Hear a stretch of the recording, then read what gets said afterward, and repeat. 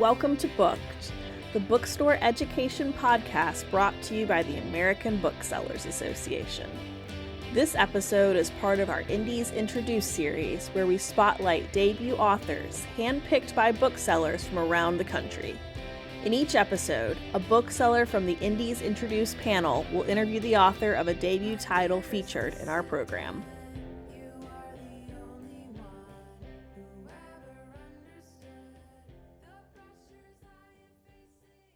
Hello, I'm Grace from Linden Books in Silicon Valley, California, and I am here to chat with debut author Helena Haywoode Henry about her book Last Chance Live, which was an Indies Introduced pick for summer/fall 2025. Helena is a mom of three and a former attorney living in the Raleigh-Durham area. She graduated from the University of Pennsylvania and from NYU School of Law. Welcome, Helena. Thank you, Grace. I'm so happy to be here. I'm so happy to be here with you. So we have a lot to cover because your book is intense in all of the best, worst ways. And every time I tried writing a interview question, I started writing an essay. So we're just going to jump right in. That's the point of the book. Yes, exactly. The tagline for the book compares this to Squid Games, which is not an incorrect comparison. But to me, it's the Hunger Games. You put a bunch of kids into a situation and they win or they die, all for public consumption. Only the deaths in Last Chance Live are sanitized, of course, off screen, where the voting viewers don't have to watch a kid die scared and alone. I could see something like this being, in a few hundred years, the inspiration for those in the capital of the Hunger Games. What do you think of these comparisons? Well, I'm flattered by the comparison to the Hunger Games. I deeply admire Suzanne Collins's work. There are broad parallels between the Hunger Games and Last Chance Live in that they both feature a contest in which there's one winner and everyone else faces death. But they come from the same ancient story that shows that there's an eternal hunger, no pun intended, for these types of tales. And that's the story of, I think it's Theseus and the Minotaur from ancient Greece. But in many ways, Hunger Games and Last Chance Live are quite different. And I'm writing about this ancient type of tale in a real world context. And to my mind, I think it's impossible to separate how this would operate in the real world, disentangled from race, from the realities of how race works systemically in America and how it has worked historically through the globe in all times. And the reason for this is the function of race in who is a tribute or who is at the Capitol. It's not a uniquely American phenomenon. It's something that we've seen in broad strokes in every society through all of history, right? That the racial dynamics of who is an oppressor, who is a dominator, and who is the oppressed largely historically falls along racial lines. The reason for that is explored by a lot of great anthropologists who do excellent scholarship in this area. But it's not about anything that's innately inferior about people of color. It's about, to simplify a complex idea, ecological packages that different parts of the world have gotten and how those created advantages over time. So all that is to say that Last Chance Live is capturing a long-term truth of humanity in putting that real-world racial context into the book, not because it's, advocating for a political perspective of one side or the other, but because it's supposed to be a reflection of humanity and how we work. I would love to take about 5,000 college classes from you. I'm just saying. So that actually leads me into, I'm gonna skip question 2 for now and come back to it, because I feel like your response to question 1 really leads directly into question 3, which is about the American criminal justice system. Really happy things that we're discussing. Our criminal justice system is not good. Innocent people go free, especially if they're rich and white. Not innocent people are just, or innocent people are just thrown in jail. Guilty people go free. I know what I'm talking about. I haven't had enough coffee this morning. And it's very expensive to keep someone in prison. And of course, you talk about that a lot in the book, that's the monetary win for the winner of this, is the money that it would cost to keep them in prison.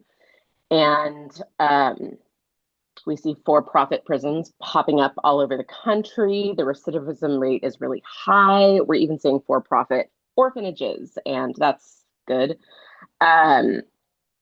What kinds of things, now that you have researched this book and you've talked about this book a lot, would you like to see changed in our system, especially for young offenders, I would say, because that's who you're really focused on in Last Chance Live, to change the system and the carceral state to help the society that we have outside the prison walls, but also the people who are inside, who are predominantly Black, with not as much education and opportunities as other people have gotten. And that's the thing that kind of hurts me when I think about it. I'm like, why are so many of these people in prison? It's because society didn't want to do anything else with them. So, you don't change, and we can't change these systems without changing the ethics of the society that creates them. Right. And so Yeah. I think that the answer to that is actually a big one, but it's also a hopeful one because it gives every individual reader the opportunity and agency to be a part of that transformation. You don't need to wait on policies. You don't need to wait on one party or the other to affect change. And the answer to that is we are a deeply individualistic society. Sure are. The forces that you're talking about, like, yes, there's capitalist dynamics at play and whatnot, but at the root of everything is, for some reason, America is very much a me first country, right? It's that like cowboy ethic. It's that, my frontier, my rights, my land, my.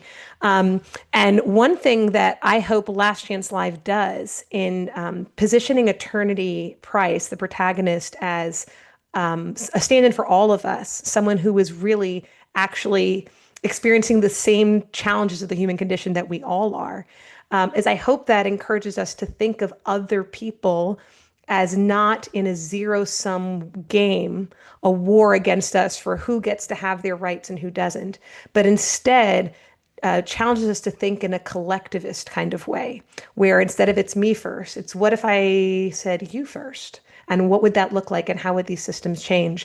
And the answer to that is something I'm actually exploring in my next book, which I can't talk about that much, but it's a question that some public intellectuals have posed, which is, does America need a third founding?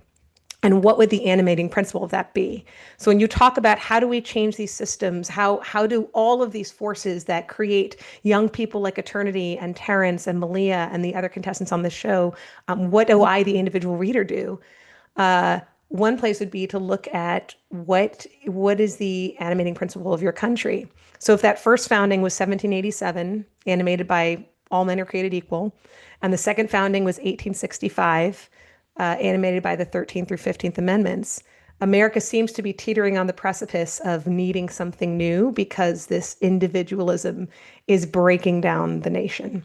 And I would encourage readers, as they read the story of Eternity, as they experience what it's like to be in her shoes, to grow up in a country where there's a lot battling against you and also a lot that's your own fault. As you see a dream derailed as a young person, as you see yourself careening towards a cliff, what animating principle could help save people like Eternity and people like us?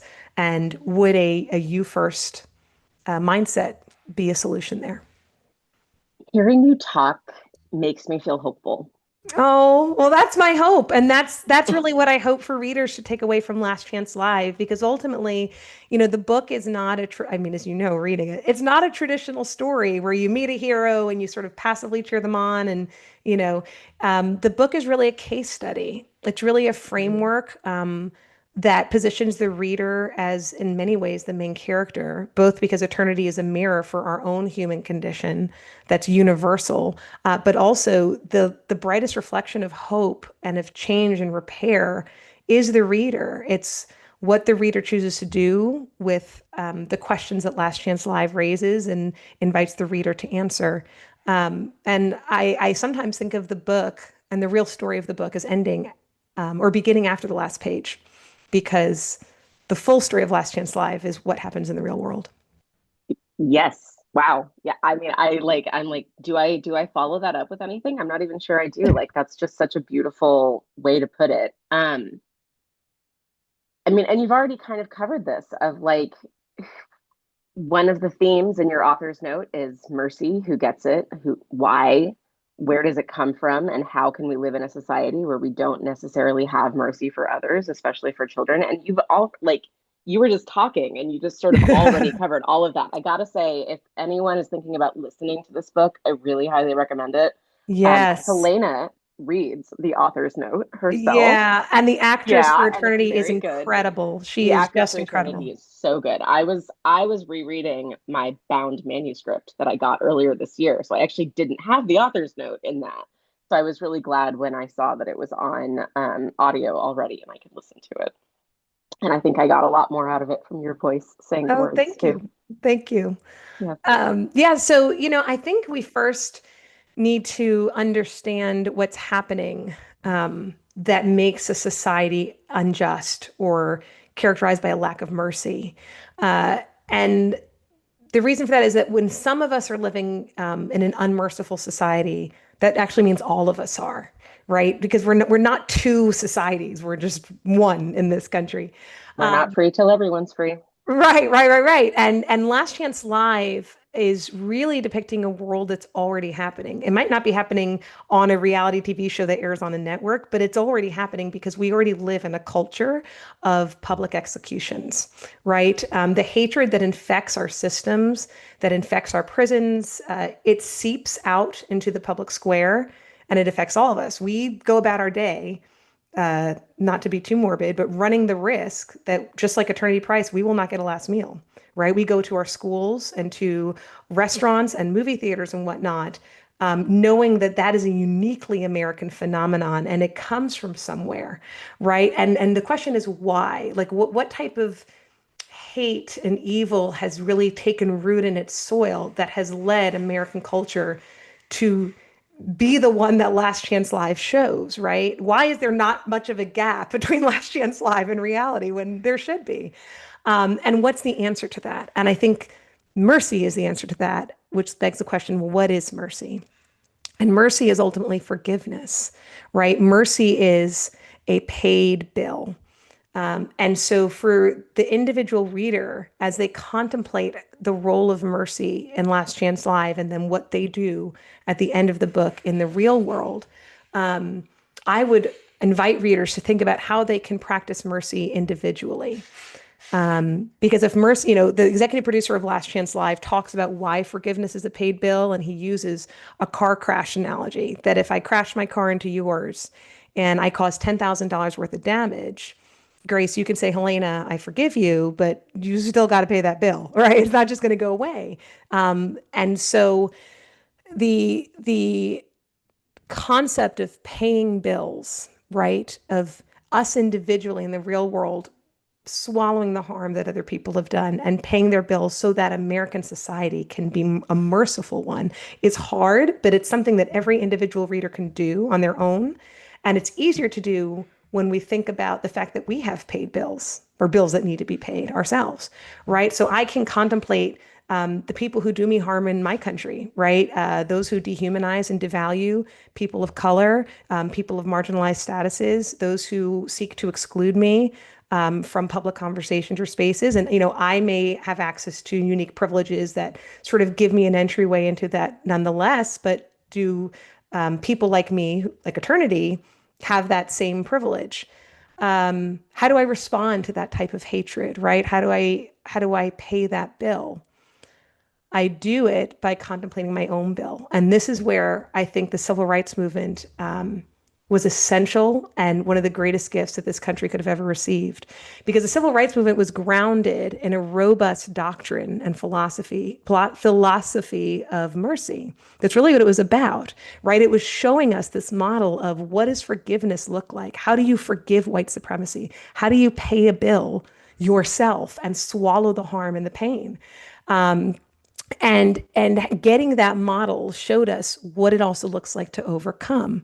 We're not there yet, but we can get a sense that like this is not the end, right? We are co-authors in this story of mercy and justice in this country. We see the role that mercy and forgiveness plays, and we see a model in the civil rights movement of how we can participate in creating the story of America to look different than what it does today. I get weepy when I hear you Oh, talk about that. Like it's such a beautiful dream. And I want to hold on to those feelings of hope because I feel like I don't have them very much. Okay, one smaller plot line that I really appreciated, and it's one that is throughout the whole book, is black hair and how Hollywood makeup artists and hair artists don't really necessarily know what to do with black hair or black skin tones or any non-white skin tones, really. Um, and this is not just due to the racist reality of reality TV. Like, I want everyone to know this. Like, many A-list black actresses have talked a lot about doing their own hair before getting to set, providing their own wigs, redoing what the professionals get wrong, things like that. And this is, of course, just another way racism is ingrained within America.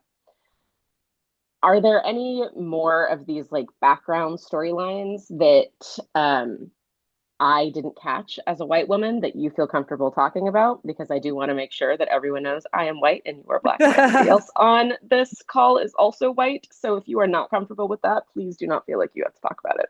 no, not at all. And I would say there's actually just a bigger point that the running hair storyline thread is making, and it's one that's ultimately about pluralism, right? So we have this ideal of being a pluralistic country, but we can't really be pluralistic in the public square if we're not pluralistic in our culture.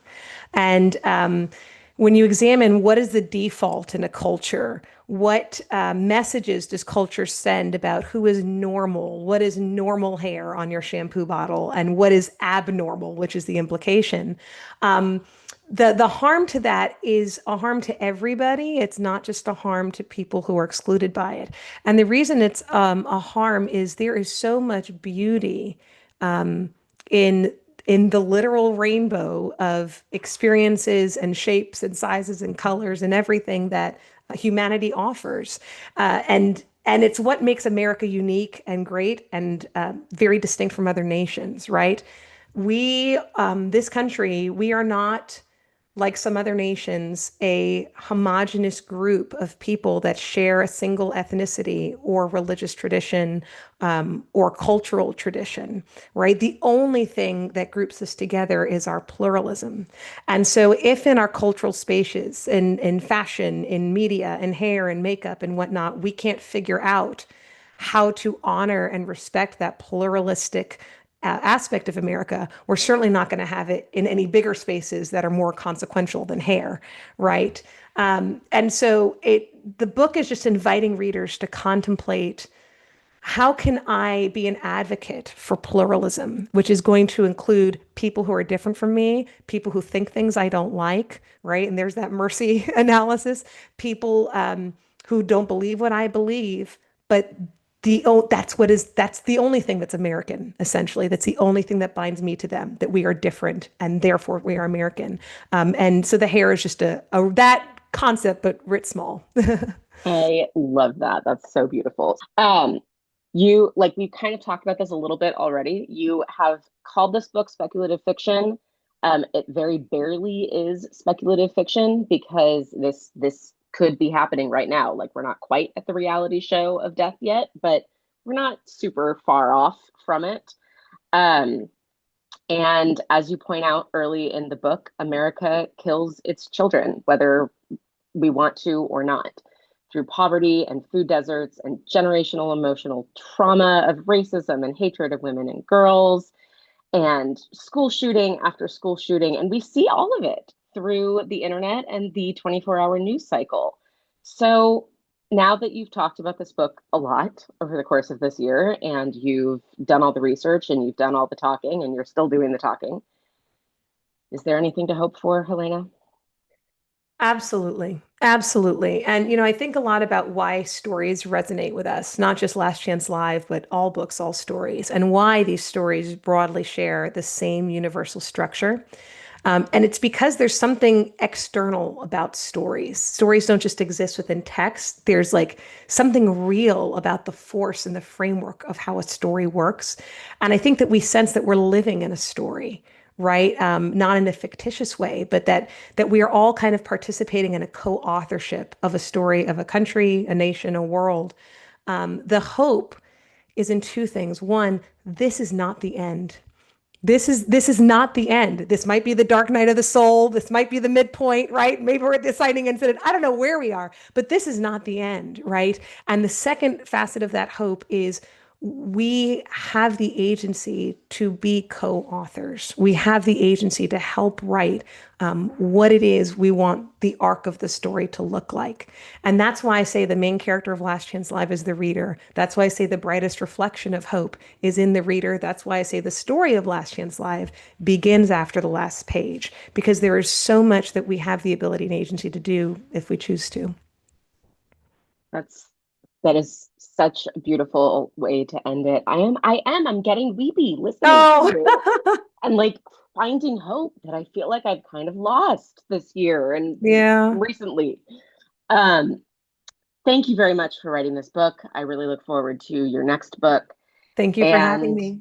Thank you for finding the threads of hope and not inevitability. That's really amazing. Thanks so much, Grace. This has been a fantastic talk. Thank you for listening, everyone. Take care.